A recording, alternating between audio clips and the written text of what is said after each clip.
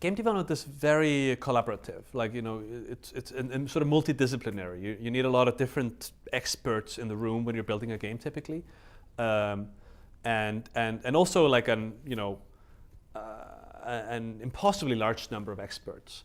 Like you may need animators. You know, maybe somebody is rigging the characters. You need texture artists. You need like a graphics programmer to write shaders. You need like a technical artist to put it all together. There's a lot of expertises, and that's somewhere between unwieldy and impossible for a lot of teams, and for the big companies it's actually just really annoying and expensive. So a lot of the work we put in is really kind of trying to simplify that. First of course, giving people like a ready-made, really high-quality engine that is also very robust. Of course, takes a whole team out of the equation. Like, you don't need the engine team, or if you have people that are that smart, they could be doing something else, more kind of productive, closer to the actual content or the game, or the actual thing.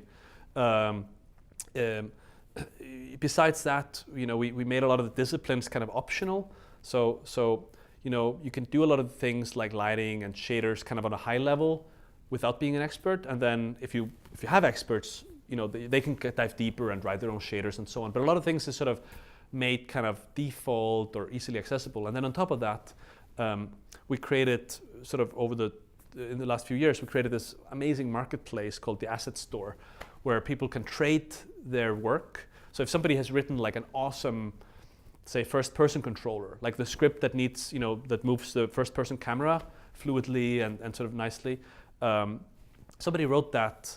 Actually, somebody with expertise from Battlefield wrote that. So he's probably as good as it as anybody, and he wrote that little script, and he did it for his own game because he went indie. But then he also decided to sell it in the Asset Store, and it's like $20, and I think over 5,000 people bought it, which means that potentially 5,000 games can have really high quality first-person controllers. Otherwise, you would have 5,000 people spending maybe 3 days or more coding it, and they wouldn't get it right. Which is like 15,000 days of work, which is like 60 man-years of basically wasted effort, because it really only takes 3 days, give or take, right? So it's a lot about kind of simplifying the process, taking the need out to have every single expertise in the room, and creating a common language for all these people to work together.